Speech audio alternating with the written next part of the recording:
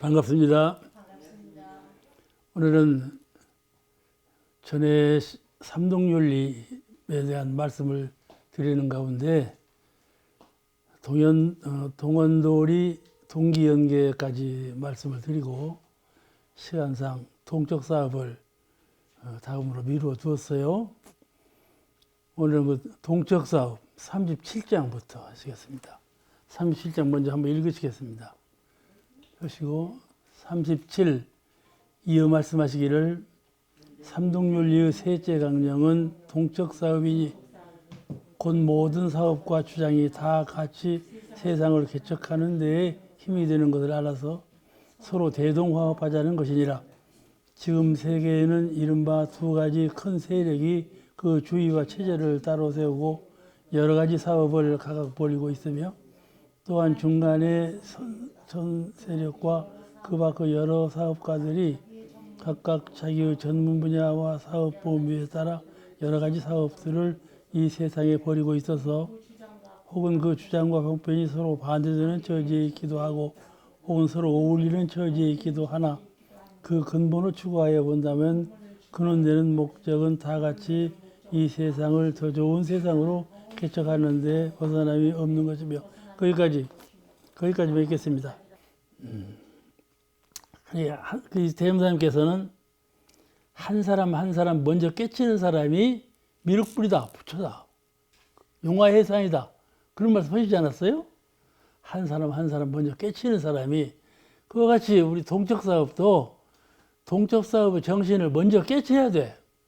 그래서 누구나 다 행복하고 평화하고 안락한 그런 정신적인 여유 있는 생활을 할 수 있도록 해나가자 하는 것이에요. 그렇게 자꾸 해나가다 보면 세계가 일어나 되는 것이죠. 한 집안 살림 같이 돼. 한 집안 살림 같이 돼. 가령 한 집안에 형제간이 있는데 하나는 판사고 하나는 의사고 하나는 농사짓는 농부였다 말씀이죠. 그리고 형제간에 서로 직업이 다르면은 달라도 한 형제간이라는 의식이 똑같지 않아요. 그렇죠? 어떻게 살아도 형제간이라는 정신세계의 의식은 같은 거예요. 그와 같이 동적사업이라는 것은 서로 일파는 서로 달라도 그 정신세계에서는 하나다 하는 정신이 살아있는 그런 세계, 그런 세계가 동적사업의 세계다 그 말씀이죠. 할 수 있겠죠? 그런 정신을 큰 정신이라 하고 그런 큰 정신을 갖춰가자 하는 것이 동적사업의 정신이에요. 이러한 정신으로 개인, 가정, 사회, 국가가 경영하는 모든 사업이 이것이 중정의도예요. 정신이 한편에 치우치지 않아. 한편에 치우치지 않아. 서로 하나예요.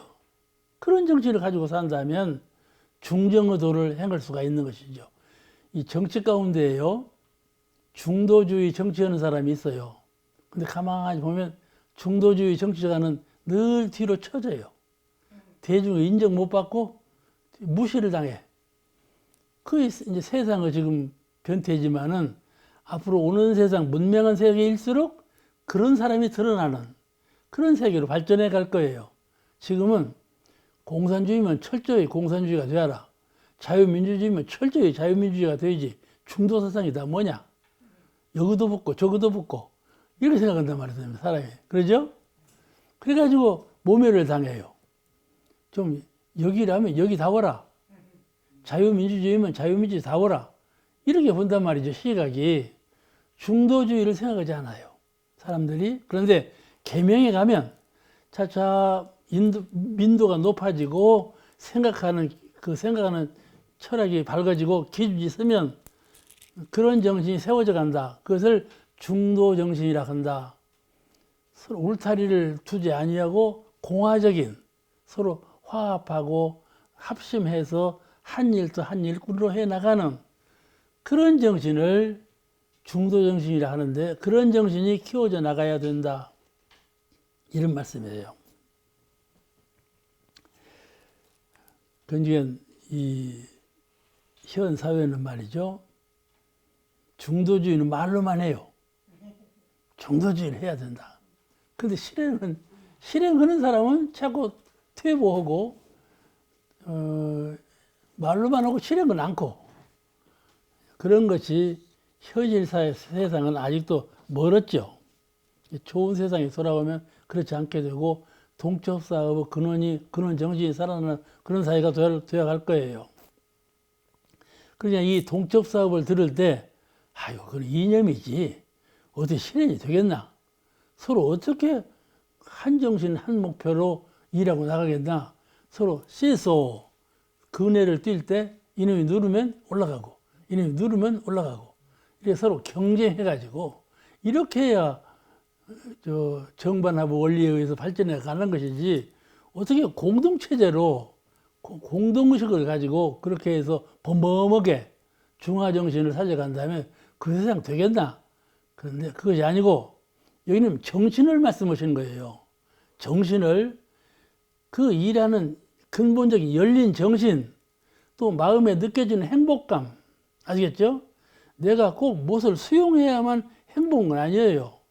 저 보세요. 저 아무것도 없잖아요. 그렇잖아요. 그래서 행복함으로 만족해 있거든요.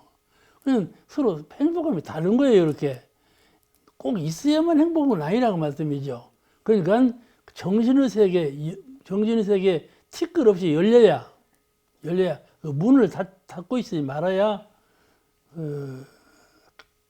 그분이 일하는 일에 따라서 행복이 겨울 일이라 하지 아니하고, 어떤 환경에 처할지라도 그가 느끼는 자유감, 행복감, 평화감, 이것은 항상 가질 수가 있다. 그런 세계를 만들어 가자 하는 거예요. 그러니까 아무리 평등한 세상이 되어도 지우 차별, 지혜로운 사람과 지혜가 어두운 사람의 차별을 없앨 수는 없어요. 그죠? 똑같이 키우고 자양해가도 지혜 있는 사람하고 어두운 사람하고 멍청한 사람하고는 같이 할 수가 없다니까요. 그 지우 차별이 있는 거예요, 본래. 그렇지 않아요? 하늘에 별이 저렇게 많지만 이 별하고 저 별은 차이가 있잖아요. 본래 차이가 있는 거예요. 그 차이를 현실적으로 없앨 수는 없다. 그 정신의 세계에서 통일을 봐야 하고, 그 마음의 세계에서 중화의도를 깨닫게 해야 완전한 평화, 완전한 자유, 완전한 그 행복이 돌아온다. 그런 거이죠. 정신의 세계예요. 동척사업이라는 것은 정신의 세계에서 마음을 열어라. 하나이니 한 목적으로 함께 하자. 그런 거예요. 되겠죠? 되는 거예요. 서로 뜻과 마음을 같이. 가족도 그래요. 가정도 서로, 가정에서도 삼등윤리를 잘 주장해야 돼요. 가정에서도 삼등윤리를 주장해야 가족이 화목해요. 그러니까 종교인으로서 당연히 동척사업의 절대 필요성을 강조하여 낙원세계 건설을 가능의 형식으로 앞당겨야 되는 거예요. 특히 원불교는 광대무량한 낙원세계, 그렇죠? 광대무량한 낙원세계를 구현하는 이념을 가지고 있거든요. 다른 종교들은요, 이 세상은 고해다. 어떻게 해도 고해다. 알겠죠? 고해요. 왜냐하면 말이요, 죽거든. 어떻게 해도 죽어. 그렇잖아요? 어떻게 해도 흥망성쇠가 있어. 아무리 잘해도 흥망성쇠가 돌아와. 이 세상은 고해인 거다. 어떻게 해도 병이 들어. 병 안 드는 사람 누가 있나요? 다 병들잖아요. 옥타고님 병 안 들었나? 들었어, 안 들었어? 안 들었어요. 그 대답도 못해. 이제 큰일 났구만. 다 병들어. 나도 5만 가지 병이 있어. 다른 사람이 말할 때 인사는 건강한 사람이야, 이렇게 본다니까? 이 허우대만 멀쩡해갖고 누가 볼 때 아주 건강한 사람으로 봐. 그러니까 어찌할 수 없는 것이야. 생로병사라는 병사라는 것은. 그러니까 어떻게 해서 이 세상은 고해다. 이렇게 보아버린다니까. 인간도 곶덩어리다. 인연 취집, 사람이 응아하고 울면서 태어날 때부터 콧덩어리를 만들었다. 콧덩어리의 취집체다. 이렇게 본다 이 말이에요. 그와 같이 지구라 하는 것도 천지라 하는 것도 고해다. 이렇게 본다 그 말이에요. 고로 본다면 세상에 고 아닌 것이 하나도 없어. 전부 고요. 태양이 아무리 밝아도 고요. 달이 아무리 맑아도 고요. 별빛이 아무리 희망적이어도 고요. 그렇잖아요? 사람이 사고하는 희망이라는 것도 고요. 무엇을 희망하는가? 재생명률을 희망하거든. 권자를 높게 하고 재물을 불리게 하고 이것이 희망이에요. 건강하게 하고. 그런데 전부 소멸되고 마는 것이거든. 고요. 그래서 어떻게 되느냐? 이상향으로 가자. 극락이 있고 천당이 있으니 그 세계로 가자. 그러는 거예요. 그게 과거 종교였어. 과거 종교는 그렇게 봤어요. 이 세상을 고로 봤어. 고해로 봤어. 그런데 말이죠. 깨닫고 보니까 마음이 고요. 마음만 개선하면 고일 것이 없어. 생로병사도 고가 아니에요. 아시겠죠? 생로병사 고가 아니에요. 마음을 깨닫고 마음이 온전해지고 보니 고라는 것은 마음에 있었구나. 그 원인이 마음에서 나온 것이로구나 하는 것을 깨닫고 보면 그것이 아니고 세상이 고가 아니에요. 응? 가령 식당에서 밥을 먹고 나올 때 꽃들이 그냥 화사하게 피었어. 노란 꽃, 붉은 꽃이 피었어. 어떤 사람은 참 꽃이 예쁘다고 보는 사람도 있고 어떤 사람은 말이죠. 꽃 니까지 그 고다 이놈아. 이렇게 보는 사람이 있다니까. 아시겠죠?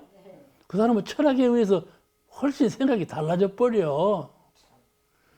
그런 세상이에요.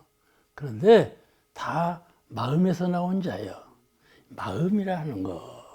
우리는 마음 공부 하지만은 참 마음을 알고 보면 그렇게 묘할 수가 없어.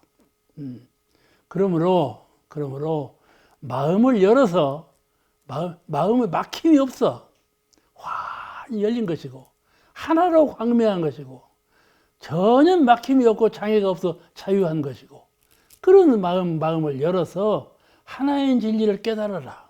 너와 나가 하나고 진리와 나가 하나며 천지와 나가 하나인 텅 빈 허공과 내가 하나고 가복찬 땅과 내가 하나고 모든 것이 나하고 하나이다 하는 하나 정신으로 통달한 주견을 갖고 보면 내가 여기에서 일하고 저기에서 일하고 그 일하는 일은 서로 다르지만은 느껴지는 행복감, 평화감, 자유감은 똑같은 것이다. 있고 없고 관계가 없어. 아시겠죠? 내가 난 불행해. 나는 왜 하는 일도 잘 안 되는가 몰라. 그러지 마라. 아시겠죠? 그러지 마라. 그건 마음을 모르는 사람이야. 현실만 보는 사람이요. 마음을 볼 줄 모르는 사람이요. 마음은 그런 것에 아무 후회를 받지 않아. 우리 신령한 마음을 몰라서 그러지. 마음이 몸의 노예가 되어 있어. 그 반대로 마음이 몸을 활용할 줄 아는 그런 능한 경제에 이르면 그 세상은 아주 판이 바뀌는 거거든요. 그러니까 동적사고로 나가자 그 말씀이에요. 오늘 해서 이 도운편은 다 끝났어 이제. 아시겠죠? 다음은 생사편.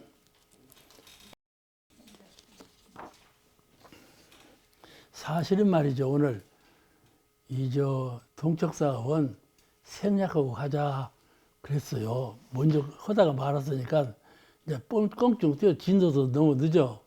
진도가 너무 늦죠 지금. 누가 그래요 나보고. 인사는 텔레비전 틀어보면 항상 정상용사 보고만 강의하더만. 저렇게 진도가 늦어. 그러니까 저 생각도 좀 빨리빨리 했으면 좋겠는데 그렇게 안 되는만. 그래서 이제 아침에 와가 성광경 보고 동적사업은 그냥 건너뛰자 그랬더니 성광경과 영 반대하네. 그럴 수가 없는 거라고. 그래서 지금 오늘 한 거예요. 아시겠죠? 이게 진도가 늦다고 생각하지 마세요. 생사편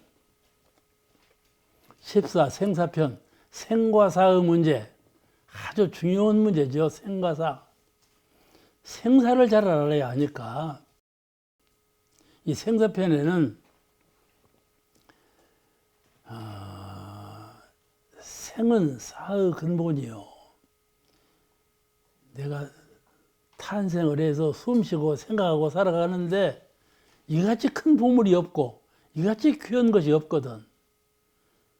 살아있는 생명 이것을 놓는다면 큰일이라. 이걸 버릴 수가 없어. 이 생명체 이걸 버릴 수가 없어. 그게 생인데 이 생이라는 것은 근본이 무엇이냐면 사요. 죽음이요. 죽음이 있음으로써 생이 태어난 거예요. 죽음이 없었다면 생이 없었어. 아시겠죠? 내가 지금 숨 쉬고 생하고 살아가고 있는데 이 살아가는 것은 죽음이 있었으므로 살아있다 그 말이에요. 아시겠죠? 또 살아있다는 것은 반드시 죽는 것이다. 살아있다는 것은 영원히 살아있지 않고 반드시 죽는 것이다. 그걸 의미한다. 그래서 말씀으로 생은 사의 근본이요 사는 생의 근본이다. 이렇게 말씀을 해요. 생은 사의 근본이요 사는 생의 근본이다. 서로 그 바탕을 하고 있다. 그런 말씀이에요. 그런 내용을 소상하게 생은 사의 근본이요 사는 생의 근본이라고 잘 모르지 않겠어요? 그러죠? 이제 그거를 이 생사편에 설명하신 거예요. 생사편을 잘 공부하시면 그걸 잘 깨닫게 돼. 또 하나, 생사편에서는 선도와 악도, 어떻게 하면 선도로 가고 어떻게 하면 악도에 떨어지는가. 선도라는 것은 인간 이상, 아시겠죠? 인간 천상, 천도. 그리 올라가는 것을 선도라 하고 악도라는 것은 인간 이하, 이하로 떨어지는 것을 악도라 하고 그래요. 진급은 선도고 간급은 악도예요. 아시겠죠? 근데 악도 가운데서 삼악도라고. 삼악도는 이제 최저급 악도지. 예? 근데 이 선도와 악도에 대해서 그러는 선도와 악도에 대해서 밝혔어. 어떻게 하면 선도의 세계는 어떤 세계요? 선도의 세계는 어떻게 해야만 선도에 진급할 수가 있다. 악도의 세계는 어떤 세계요? 어떻게 마음과 행동을 하면 악도에 떨어지게 된다. 악도에 떨어진 사람은 어떻게 해야 선도로 진급할 수가 있다. 그런 내용을 상세히 밝힌 본문이 이 생사편에 수록되어 있어요. 또 업은 많이 들어보셨죠? 업에 의해서 된다. 우리가 결심을 해요. 오늘부터는 내가 이렇게 수행하리라. 잘 안 되지 않아? 무엇이 들어서 잘 안 되나? 그 업이 들어서 잘 못. 업이 들어서 방해를 놔. 아시겠죠? 내가 오늘부터는 이렇게 닦아서 부처가 되리라 마음을 먹었어. 그런데 내일 당해서 해보니까 잘 안 돼. 그 왜 안 되는가 조용히 생각해보니까 업이 들어서 그런다 이 말이에요. 업이 들어서 마음을 바꿔놔. 아시겠죠? 그러면 업이 어디서 살아있냐? 업이란 놈이 어디서 살아있어갖고 볼록 나와갖고 내 마음을 바꿔놓냐? 그러죠? 업이 어디 살아있을까? 그래 맞아. 마음에 무명이라고 그래요. 무명심 속에 살아있어. 알겠죠? 무명, 밝음이 없는 마음, 없을 무자 밝을 명자, 밝음이 없는 마음, 깨닫지 못한 마음, 알미 없는 마음, 어두운 마음. 그 마음 속에 업장이 살아있어요. 그래가지고 그 업에서 이제 무명심이 나오는 거 이제. 그 악도에 떨어질 마음이 나는 거예요. 그러니까 이것을 업이라고 그래. 이 업 가운데는 선업도 있고 악업도 있고 좋은 방향으로 지은 업이 선업이고 나쁜 방향으로 지은 업이 악업이고. 그런데 업이라고 할 때는 되게 악업을 말을 해요. 악업을 업이라 그래요. 근데 그런 이제 업력에 의해서 마음이 난다. 그래서 내가 사막, 수양, 연구, 취사, 사막으로 마음을 내 수양으로 텅 비고 텅 빈 마음으로 해서 온전한 정신을 갖춰가지고 거기서 잘 생각해봐. 사리에 맞는가 틀린가. 사리에 맞도록 생각을 굴리고 이게 연구거든. 그래가지고 정의를 취하고 부리는 사안은 그런 취사를 한다 이 말씀이죠. 그렇게만 해나가면 일은 없는 거지. 그런데 그렇게 생각하고 행동하도록 놔두들 안 해. 업이라는 놈이 딱 숨어 있다가 제껴. 그 말 제껴버리고 지가 딱 나온다니까.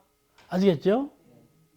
그 업이 어디는 전생에 내가 마음을 자꾸 써버렸던 거야.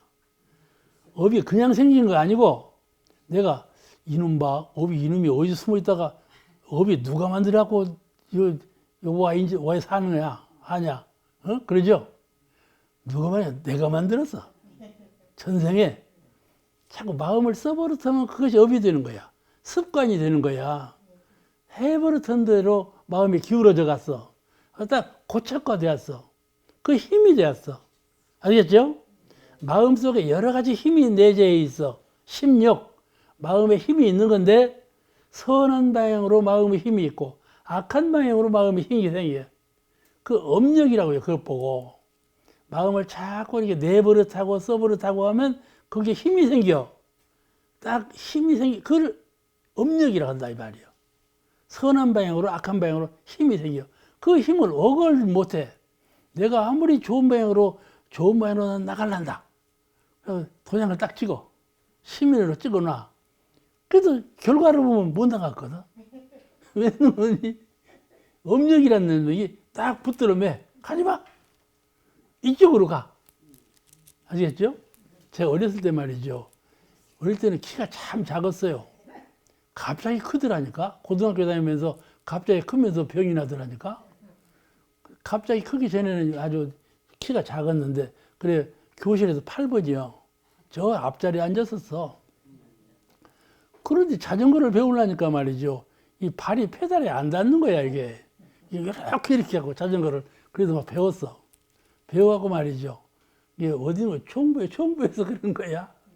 그리고 이제 그때는 이제 신장로라고, 그거 보고 신장로라고 했어요. 황덕에서 익산으로 가는, 지금은 익산대로라고 그러죠. 지금은 익산대로라고 그러지만은 옛날 우리는 신장로라고 했어. 새로 만든 길이요. 이제 그 신장로로 나와, 이제. 자전거를 타고 간다? 가는데 말이죠. 어떤 사람이 와.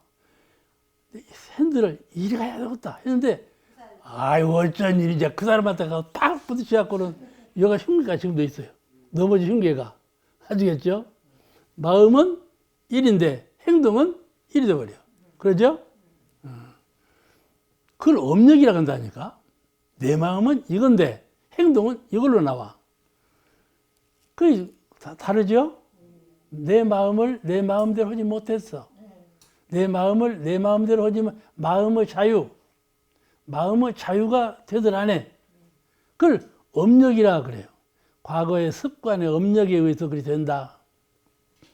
그때 그러면 무슨 업력이냐? 무슨 업력이냐? 한 곳에 집착하는 마음. 이리 가야 되겠다? 그리 가는 마음은 집착해버려. 그러면 이리 가버려. 아시겠죠? 집착하면 틀려버려. 일이. 아시겠죠? 사람도 사랑하는 건 좋지. 사랑에 집착해봐. 틀려져 버려. 그럼 미움으로 변해버려. 아시겠죠? 미움으로 변해놓고 저 사람이 나빠서 미워. 이렇게 자기가 나빠서 미운 줄을 모르고. 아시겠죠? 이 집착이라는 건 나쁜 것으로 변해버리는 거예요. 집착하면 안 돼. 해탈해야지. 그러죠? 이런 것을 업력이라고 그래요, 업력. 업이 딱 끌어잡아 당겨. 그리 못하도록. 그러니까 여기 생사편에서 이런 업력에 관한 말씀, 선도와 악도에 관한 말씀, 생은 사의 근본이요, 사는 생의 근본이라 생의 근본에 관한 말씀, 이런 말씀을 이 생사편에서 다 언급을 하셨어요. 그러니까 생사편을 배우시면서 이런 것을 전부 요달해 버려야 돼. 아시겠죠? 이제 대답은 다 했으니까 생사해탈해 버려. 생사편은 이렇게 중요한 장이에요. 자, 그러면 제1장. 제1장은 생사대사를 해결하는 세 가지 요령. 생사대사 다 들어보셨죠? 생사대사. 사람들은 혼인대사라고 해요. 혼인대사. 남녀간의 혼인하는 것이 대사다. 근데 말이죠. 실제로 대사는 생사대사예요. 생사대사를 해결하는 세 가지 요령에 대해서 말씀을 하셨어요. 그걸 한번 읽으시겠습니다. 제1장. 정산정상 말씀하시기를 생사대사를 해결하는 데 세 가지 계단이 있나니 하나는 본래에 생사가 없고 생사가 둘 아닌 자리를 깨달아 아는 것이요. 둘은 본래에 생사가 없고 생사가 둘 아닌 자리를 채받아 지키는 것이요. 셋은 본래에 생사가 없고 생사가 둘 아닌 자리를 100% 활용하는 것이라. 이 세 가지 계단의 실력을 구비하여야 생사대사를 완전히 해결하였다 하나니라. 생사대사를 해결한다는 일이 얼마나 어렵습니까? 어렵지만은 공부해 보시면은 그리 어려운 것만도 아니에요. 대부사님께서 천도품 7장에 이런 말씀을 했어요. 사람이 행할 바 도가 많으나 그걸 요약하면 생과 사의 도에 벗어나지 아니하나니 생의 도, 사의 도, 이 두 도에 벗어나지 않는다.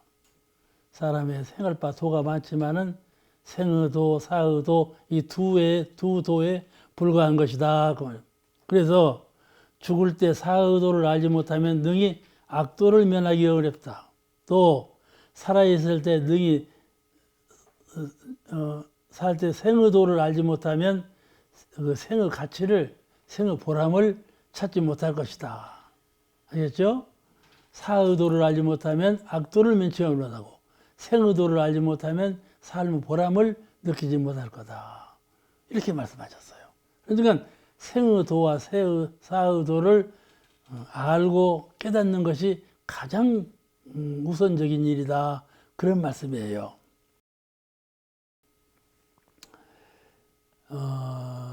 사람이요. 어리석을 때가 있어요. 멍청할 때가 있어. 근데 어쩐데 제일 멍청하냐 하면은, 멍청한 사람이 되는가 하면은 자기의 생과 사를 운명에 돌려. 운명에 돌려. 내가 운명으로 타고나기를 살게 되면 살 거이고, 운명으로 타고 되면 죽게 되면 죽 거이고, 하지 뭐. 운명에 다 달렸다. 병나면 사주팔조 보러 가. 내가 죽겠는가 살겠는가. 국회의원 나와도 사주팔조 보러 가고. 이거 미국 사람도 그래요. 미국 사람도 국회의원 나오려면 사주팔조 보러 간대. 아시겠죠? 미신 믿는 건 똑같아. 서양이나 동양이나. 그런데 사주팔자를 보고 그리 운명에 딱 돌린단 말이죠. 그래가지고 준비하지 않는, 노력하지 않는 사람. 사주팔자로 딱 돌려놓고 준비를 하지 않아 자기 스스로 노력도 하지 아니하고 그런 사람이 제일 어리석은 사람이다 그 말이지. 응? 사주팔자로 대개는 가, 대체는 다 가더라니까. 근데 내가 어릴 때는 말이죠, 과수원 경영을 했다니까요. 원두막을 지어놓고 과수원을 했다니까. 새벽에는 복숭아를 따고 약간으로 복숭아를 내고 또 봄이 되면 과수나무를 다 파고 거름을 주고 그 예산 몹석으로 살았다니까. 그러니까 지금 건강한 거예요. 그렇게 살아나왔고. 그런데 말이죠, 그때 이제 그 막사로 점쟁이가 온 거야. 나는 원불교, 나올 때부터 원불교이니까는 점쟁이는 별로 소용이 없어. 그 저 마모다 가라 그랬거든. 그래서 어머니가 위에서 들으시고 가지 말고 이리 올라오시오 그러더라니까. 그래 점쟁이가 어머니 말을 듣고 올라간 거야. 내 말을 듣고 안 가버리고. 그 이제 점을 봤어. 점을 봤는데 다 보는 거야. 형 점을 봐서 형 점을 보는데 형 보고는 이 사람은 이 칼제비, 돼지 잡고 소 잡는 칼제비가 되든지 그렇지 않으면 의사가 되든지 그거 되었다. 그 형은 의사가 됐어. 근데 내가 나 볼판이었는데 나를. 아니 큰아들을 봤어. 큰아들을 보는데 접기가 탁 튀어져 나가는 거야. 튀어져 나간 게. 이거는 저 구름이 학이다. 근데 제 큰형 이름이 운학이요.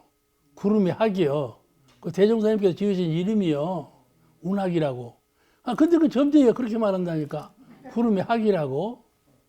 아 근데 요절해서 큰형은 갑자기 요절을 했어요. 열반해 버렸어.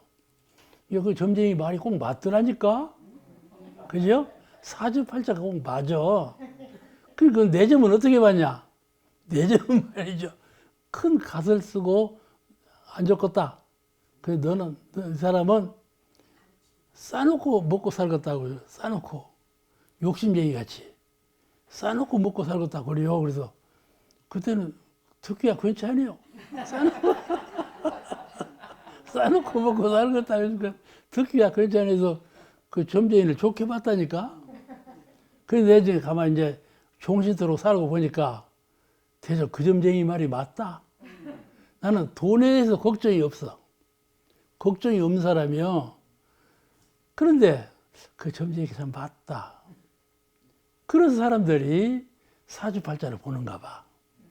결혼을 시키려고 사주부터 먼저 보고 사주부터 먼저 보지 않아요. 요새는 말이죠. 누구 대통령 출마할 사람이 나오지 않아요? 그 사람을 사주를 보았단다. 그래서 막 소개를 해놔. 이름도 소개하지 않고 그 사람 생년월일만 넣었더니 대통령 된단다. 그렇게 가지고 선전을 한다니까. 이렇게 그냥 사람들이 사주팔자에 의존을 해요. 사주는 뭐예요? 4가지 기둥이라는 말이 되거든. 사주가 하는 어느 해에 낳느냐, 어느 달에 낳느냐, 며칠에 낳느냐, 몇 시에 낳느냐, 4가지 운세를 보는 거예요. 그 이제 나보고는 그때 시가 좋다고 하더라고. 제일 그때 시. 그러니까 말년이 운수가 좋다 그 말이거든. 그 말 아니에요? 그렇게 보는 거예요, 역학으로. 그런데 이런 그 사주에 딱 이게 운명에 의지한다 이 말이에요. 자기의 내두사를 노력을 하고 힘써서 고쳐가고 개벽해 나갈 생각은 아니하고 운명에 맡긴다. 그런 그 생각을 가지면 안 된다 그 말이에요. 아시겠죠? 그것이 사람이 가장 어리석은 사람이에요. 어리석은 사람이에요. 훌륭한 사람을 보면 전부 그런 것 없고 어떻게 하면 더 개척할 건가? 어떻게 하면 더 진급할 건가? 어떻게 하면 승자가 될 건가? 이런 데 생각을 많이 기울여 노력을 많이 쌓은 사람이 승자가 되는 것이지 운명에 기울인 사람이 승자가 되는 건 나 못 봤어. 그러니까 어리석은 사람과 지혜로운 사람은 운명에 딱 맡기는 사람. 그 사람이 제일 어리석은 사람이다. 그 말이에요. 왜냐하면 운명이라는 것은 마음이 들어서 만드는 거예요. 마음이 들어 이 창조자는 여기다 놔두고 마음이 창조주인데 선과 악, 죄와 복, 그 고와 낙 아시겠죠? 모든 것을 창조자는 마음인데 그 창조자 마음은 뒤에 두고 돌아올 업력 이미 과거에 지어놓은 거 새로 생출해서 마음으로 창조해 나가는 것은 덮어버리고 먼저 지어서 돌아오는 것만 걱정하고 산다면 그 얼마나 어리석은 것이에요. 그죠? 그죠? 내가 세상에 나갈 때 탁 나가 문을 열고 세상에 나가 사람도 만나고 꽃도 만나고 초목도 만나고 별도 만나 다 만날 때 만나는 것을 어떻게 대처하느냐 그것이 문제가 아니에요. 내가 누구를 만나서 어떻게 대처하느냐 그것이 문제가 아니에요. 무엇이 문제냐? 마음이 문제다. 출발하는 자의 마음이 문제예요. 그렇죠? 그러니까 공부를 하는 거예요. 공부를 하는 것은 새벽에도 공부할 수 있고 밤에도 공부할 수 있고 일하면서도 공부할 수 있고 언제든지 공부는 할 수 있는 거예요. 안 해서 그러지. 그죠? 관사님은 언제 수양을 하는 거? 평소에 언제 돌아다니면서요? 그거 관사님은 대종사님 정신을 잘 채받은 양반이에요. 돌아다니면서 하는 거예요. 선 공부라는 것은 꼭 앉아만 하는 것은 아니에요. 그죠? 마음을 어떻게 챙기느냐, 마음을 어떻게 잘 수용하고 그걸 밝히고 맑히고 하느냐, 그것은 내 마음, 내가 화장실에 갈 때도 내 마음 여가 있고 사업 농사에 들 때도 내 마음 그가 있고 그러잖아요. 마음은 항상 그 자리에 있어. 그러니까 마음은 몸 가는 자리에 그 자리에 있어. 그냥 그 자리에서 마음 공부를 하는 것이지 마음 공부를 따로 하는 것이 아니에요. 그런데 사람들은 전부 방심해버려.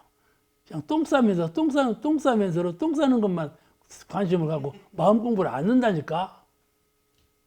그러죠. 그래요. 그러네요. 저 대답 없는 것 봐. 그러잖아요? 사람을 걸어가면 말이죠. 걸어가는 것만 집중하는 거예요. 마음 공부를 안 해. 그죠? 이제 새삼들 이렇게 잘 들으세요. 마음 공부는 새벽에 잠을 깊이 잤다가 새벽에 딱 깰 때, 그때 마음 공부는 때요. 일을 부지런히 했다 쉴 때, 아이 고되다 쉴 때, 그때 마음 공부를 하는 때요. 언제든지 마음 공부하는 때라. 급한 일을 당해도 그때가 마음 공부하는 때요. 위태로운 일을 당해도 그때가 마음 공부하는 때라. 최우선적으로 마음이 먼저다 그 말이죠. 그거를 마음 공부라 그래요. 마음 공부라 그래요. 알겠죠? 마음 공부는 다른 곳에 있지 않아요. 마음 쓰는 자리에 그 자리에 있어요. 마음 공부는 다른 곳에 있지 않아요. 마음을 가만히 둘 자리 그 자리에 있어요. 마음을 쓰지 아니하고 가만히 두어 보리머려 온전한 마음, 아무에서 끌리지 아니하고 온전한 마음.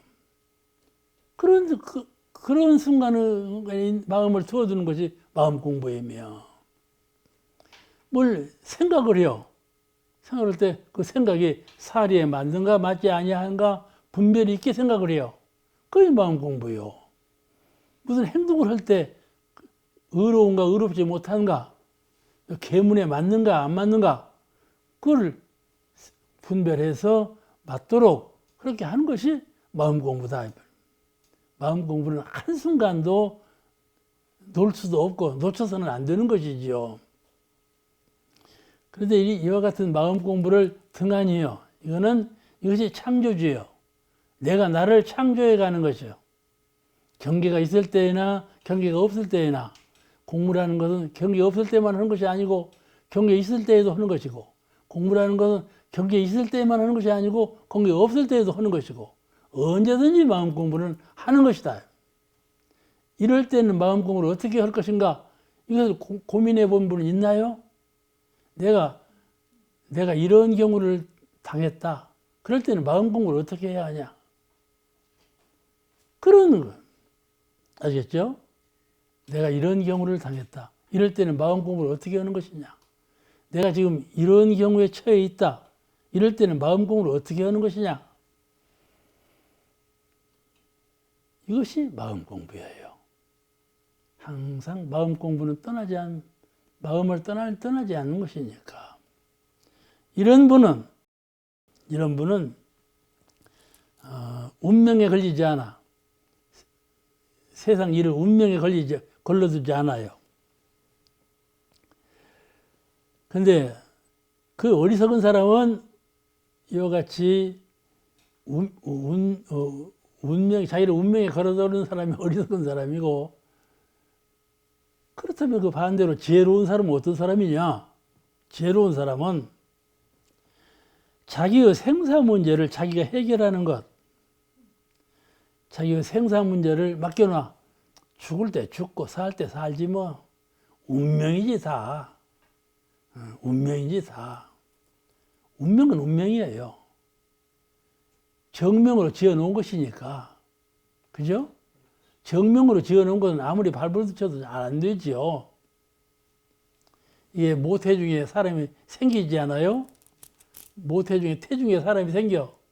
그럴 때 천지 기운을 받고 자기의 전생 지은 업력이 있고 자기가 지금 그 정신의 세계에 밝은 영명한 정신의 밝음이 있고 여러 가지 조건이 다 갖춰져 있어서 여러 가지 조건이 종합적으로 어릴 때 모태중에서 어릴 때 이거 정명을 이루는 거예요. 정명을 이루어. 너는 하나의 목숨을 가지고 새 사람으로 태어날 때 몇 살까지 살겠고 무슨 지혜로 살겠고 무슨 일판에서 이러고 살겠다. 이게 정해져. 그죠? 정해져. 그러니까 점쟁이 우리 집에 온 점쟁이가 그렇게 알아맞혔지. 그렇게 정해지니까. 그건 운명이라고 그러는데 그런 운명에 맡기지 않아. 마음 공부하는 사람은 싫다. 운명 비껴서라 이거죠. 그러죠? 비껴서라. 무엇이 추가되느냐? 마음이 추가된다. 마음이 창조주다. 진정한 나는 마음이다. 이거를 잘 각인해서 깨달아서 마음 공부를 무시로 이때나 저때나 무시로 마음 공부를 찾아봐 해 나가는 거 이분이 창조주예요. 창조주예요. 주인공왕 할 때 주인공이에요. 아시겠죠? 네. 주인공왕 옛날 도인들이 주인공왕 자기가 자기를 찾아냈어. 그 주인공이에요. 그 가장 지혜로운 사람은 자기가 자기 생사 문제를 해결하는 사람이에요. 해결하려고 노력하는 사람이란 말이죠. 또 하나 지혜로운 사람은 선악과 고락을 자기가 해결하는 사람. 그래서 이것이 수행의 골격이거든. 이 생사 문제에 대해서 철저히 자기가 깨닫고 이 생사 문제를 해결해야 되겠구나 하는데 관심을 초점을 맞추는 사람은 수행의 골격을 얻은 사람이에요. 이런 사람은 마음 공부를 하는 가장 핵심적인 골격을 갖고 있는 사람이에요. 그렇죠? 사람 보고 무골호인 사람 보고 뭐라고 하는 걸 뼈대 없는 사람이라고 그러지 않아요. 어? 뼈대 없는 사람이라고. 멸치가 뭐라고 하는지 알아? 멸치가 오징어한테 뭐라고 하는 거니? 이놈아, 나는 뼈대 있는 집안이야. 이렇게 말했다는 거예요. 오징어 그 뼈대가 없지 않아요. 멸치는 작아도 뼈대가 있고. 근데 말이죠. 마음 공부하는 뼈대는 말이죠. 생사를 어떻게 할 것이냐. 생사 문제를 해결하는데 관심과 초점을 맞춘 사람, 이 사람이 마음 공부를 진정으로 한다. 그 말이에요. 생사 문제. 아시겠죠? 생사 해탈 문제, 생사 자유 문제. 이 문제가 제일 관건이에요. 제일 핵심이에요. 내가 생사 문제를 해결하지 못하면 하루를 안 살으리라. 이런 마음이에요. 누가 그런 마음 갖가디요? 아, 그지? 이사오님 어쩐 거? 그런 마음 있는가? 그렇지 않아요? 그러니까 생사 문제를 왜냐하면은 지금 내가 지금 말을 하고 있잖아요. 말을 하니까 이렇게 말을 하는 거예요. 진짜로 그렇게 할 수 있까지? 근데 정신의 세계에서 생사 문제를 고요히 연마하는 순간을 가져야 돼. 살아있는데 어떻게 살 것이냐. 내가 정작 죽을 때 어떻게 죽을 것이냐. 이 생각을 가끔 해야 돼요. 그죠? 생각 없이 그냥 넘어가면 안 돼. 내가 어떻게 죽을 것이냐. 대중사님께는 40세가 되면 그때부터 보따리 싸라. 죽어가는 문제에 대해서 내가 어떻게 죽을 것이냐. 그때부터 걱정을 해라. 그러셨어요. 그런데 우리는 몇 살이에요 벌써? 70, 80, 90 아니에요. 그러지 않아요. 근데 내가 어떻게 죽을 것이냐 고민을 안 한다니까. 죽을 때 죽을지 뭐 어떻게 고민할 것이냐. 이리 포기해버리고 말아버려. 근데 가만히 명상해야 돼. 고요히 생각해봐야 돼. 내가 어떻게 죽을 것이냐. 그걸 고요히 생각해봐야 돼. 이 사람이 마음 공부를 하는 사람이에요. 아시겠죠? 반대로 말하면 이에 대한 관심이 없는 사람은 마음 공부가 허망해. 진실이 아니에요. 하면 하고 말면 말고. 꾸준히 하는 적봉이 없어. 그런 마음 공부는 결실을 이루지 못해요. 그렇잖아요? 적어도 마음 공부하는 사람은 생사 문제를 골격으로 해서 마음 공부를 해야 된다. 어떻게 살 것이냐, 어떻게 죽을 것이냐. 이 문제를. 다른 사람 얘기가 아니에요. 내 얘기요. 항상 그렇게 해요. 어떻게 죽을 것이냐. 그런다고 해서 그냥 내일 모레 죽자 이런 사람이 되라는 건 아니에요. 어떤 사람은 말이죠. 앞으로 10년은 살겠어. 지금부터 죽을란다고 말이에요. 죽을란다고 말이에요. 그래가지고 밥을 안 먹어버려. 밥을 안 먹어버려. 죽어버려. 그죠? 그런 분이 있어요. 밥을 안 먹어버려. 그러면 그 사람이 생사해탈을 했냐? 그런 건 아니야.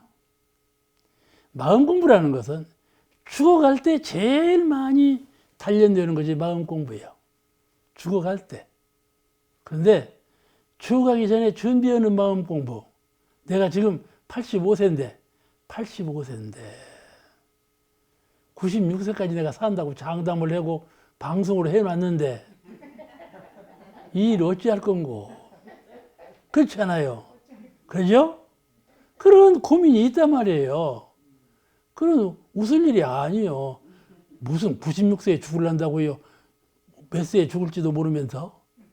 허황한 사람으로 보지 말라 그 말이에요. 아시겠죠? 그러니까 내가 96세에 죽을란다 해서도 그 90세에 죽어도 그 정신으로 죽은 거예요. 그럼 변명하는 사람이 변명하는 것이 아니라 생사에 대해서 늘 고민을 하고 생사 문제를 관건 삼아서 공부 기초를 삼아야 돼. 공부라는 것은 궁극적으로 생사 해결에 있어. 생사 자유에 공부의 궁극적인 목적이 있다 그 말이에요.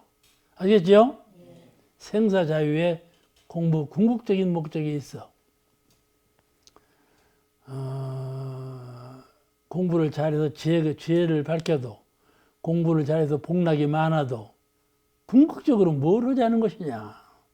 다 생사대사를 해결하자는 것이죠.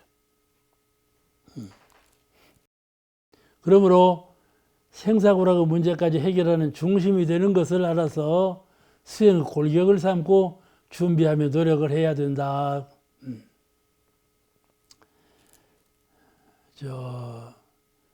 아기가 최초에 출생할 때 사주팔자가 정해지잖아요. 인생의 대체적인 운명이 이미 정해진 순간이죠. 이게 조선시대 과거를 볼 때에도요. 판관, 문관 다 이렇게 과거 모아서 합격을 시킬 때 잡과라는 것이 있었대요. 잡과. 과거 시험에 잡과가 있었어. 그 잡과는 뭐냐 하면은 사주에 능한 사람을 보는 거야. 사주에 능한 사람을 잡과에서 합격을 시켜. 뭐에 쓰느냐 하면은 궁궐 안에 있는 왕과 왕비와 태자와 이런 사람은 사주팔자를 보는 거야. 그죠?